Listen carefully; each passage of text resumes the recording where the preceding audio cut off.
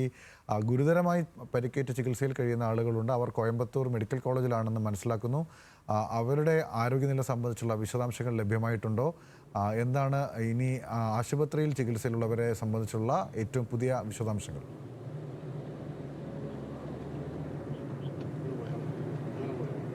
അല്പസമയം മുൻപാണ് പൊള്ളാച്ചിയിൽ നിന്നും ആംബുലൻസുകൾ മലപ്പുറത്തേക്ക് പുറപ്പെട്ടിട്ടുള്ളത്. നിലവിൽ ആംബുലൻസുകൾ പൊള്ളാച്ചി ടൗൺ പിന്നിട്ടിരിക്കുകയാണ്.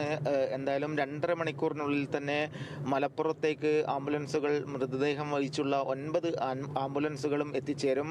അതിൽ പ്രധാനമായും കേരള പോലീസിൻ്റെ അകമ്പടിയോടുകൂടിയാണ് ആംബുലൻസുകൾ പുറപ്പെട്ടിട്ടുള്ളത്. കൂടാതെ തന്നെ മലപ്പുറം സബ് കളക്ടർ ഉൾപ്പെടെയുള്ളവർ ഈ ആംബുലൻസിന് ഒപ്പമുണ്ട്. എന്തായാലും ഒരു നാടിനെ, അതായത് കേരളത്തെ ആകെ നടുക്കത്തിലാക്കിയ ഒരു സംഭവം തന്നെയാണ് ഇന്നലെ വൈകിട്ടോടുകൂടെ വാൽപ്പാറയിൽ ഉണ്ടായത്. നിലവിൽ പൊള്ളാച്ചി ആശുപത്രിയിൽ ചികിത്സയിലുണ്ടായിരുന്ന വിദ്യാർത്ഥിനിയെ മലപ്പുറത്തെ കോട്ടക്കലിലെ സ്വകാര്യ ആശുപത്രിയിലേക്ക് മാറ്റിയിട്ടുണ്ട്. ഇന്നലെ രാത്രിയോടുകൂടെ തന്നെ കുട്ടിയുടെ മാതാപിതാക്കളെല്ലാം മലപ്പുറത്ത് നിന്നും പൊള്ളാച്ചിയിലേക്ക് എത്തിച്ചേരുകയും വിദഗ്ധ ചികിത്സക്കായി പൊള്ളാച്ചിയിലെ ആശുപത്രിയിൽ കഴിയുകയായിരുന്ന വിദ്യാർത്ഥിനിയെ മലപ്പുറത്തെ സ്വകാര്യ ആശുപത്രിയിലേക്ക് മാറ്റുകയായിരുന്നു. കൂടാതെ തന്നെ കോയമ്പത്തൂരിലെ മെഡിക്കൽ കോളേജിൽ നിലവിൽ ചികിത്സയിൽ കഴിയുന്ന 3 പേരുടെ നില അതീവ ഗുരുതരാവസ്ഥയിൽ തുടരുകയാണ്. അവരെ വിദഗ്ധ ചികിത്സക്കായാണ് പൊള്ളാച്ചിയിലെ ആശുപത്രിയിൽ നിന്നും ഇന്നലെ രാത്രിയോടുകൂടെ വിദഗ്ധ ചികിത്സക്കായി കോയമ്പത്തൂർ മെഡിക്കൽ കോളേജിലേക്ക് മാറ്റിയിട്ടുള്ളത്. എന്തായാലും നിലവിൽ അവരുടെ ആരോഗ്യ സ്ഥിതിയെ സംബന്ധിച്ച് അതീവ ഗുരുതരാവസ്ഥയിൽ തന്നെയാണ് എന്ന വിവരമാണ് ലഭിക്കുന്നത്. എന്തായാലും തമിഴ്നാട് സർക്കാരുമായി കൃത്യമായ ആശയവിനിമയം കേരള സർക്കാർ നടത്തിയിട്ടുണ്ട്. ഇതിൻ്റെ ഭാഗമായിട്ട് തന്നെയാണ് എല്ലാവിധ ചികിത്സാ ചെലവുകളും കേരള സർക്കാർ വഹിക്കുമെന്ന കാര്യം തമിഴ്നാട് സർക്കാരിനെ അറിയിച്ചിട്ടുള്ളത്. നിലവിൽ വിദ്യാർത്ഥി മലപ്പുറത്തെ സ്വകാര്യ ആശുപത്രിയിലേക്ക് പ്രവേശിപ്പിച്ച വിദ്യാർത്ഥിയുടെ ചികിത്സാ ചെലവും അതേപോലെ തന്നെ കോയമ്പത്തൂരിൽ മെഡിക്കൽ കോളേജിൽ ചികിത്സയിൽ കഴിയുന്ന 3 പേരുടെയും ചികിത്സാ ചെലവുകളും കേരള സർക്കാർ വഹിക്കുമെന്ന് തമിഴ്നാട് സർക്കാരിനോട് കേരള സർക്കാർ അറിയിച്ചിട്ടുണ്ട്. നിലവിൽ അവരുടെ ആരോഗ്യസ്ഥിതി സംബന്ധിച്ചുള്ള കൂടുതൽ വിവരങ്ങൾ വരാനുണ്ട്. എന്തായാലും മൃതദേഹം വഹിച്ചുള്ള ആംബുലൻസുകളെല്ലാം തന്നെ പൊള്ളാച്ചി ടൗൺ പിന്നിട്ടിരിക്കുകയാണ്. അല്പസമയം മുൻപാണ് പോസ്റ്റ്മോർട്ടം നടപടികളെല്ലാം പൂർത്തീകരിച്ച 3:45 പൊള്ളാച്ചിയിലെ ജില്ലാ ജനറൽ ആശുപത്രിയിൽ വെച്ച് പോസ്റ്റ്മോർട്ടം നടപടികൾ പൂർത്തീകരിച്ചിരുന്നു.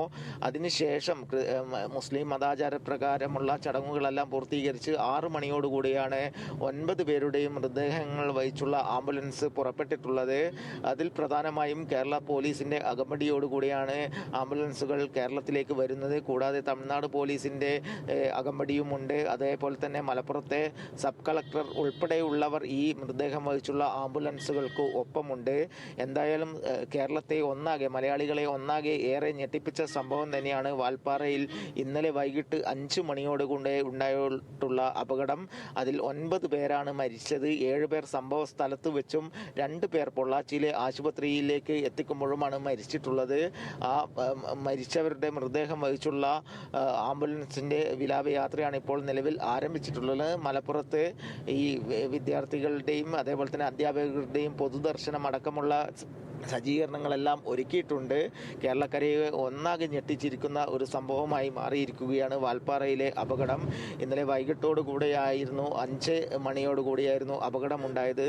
തൃശ്ശൂർ ജില്ലയിലെ ആതിരപ്പള്ളി വാഴച്ചാൽ വഴി മലക്കപ്പാറ പിന്നിട്ട് വാൽപ്പാറയിൽ എത്തിയപ്പോഴായിരുന്നു വൈകിട്ടോടുകൂടെ അപകടം സംഭവിക്കുന്നത്. അതിൽ അധ്യാപകരുണ്ടായിരുന്നു, സ്കൂൾ ജീവനക്കാരുണ്ടായിരുന്നു, കൂടാതെ തന്നെ വിദ്യാർത്ഥികൾ അടക്കമുള്ളവരാണ് അപകടത്തിൽ മരിച്ചിട്ടുള്ളത്.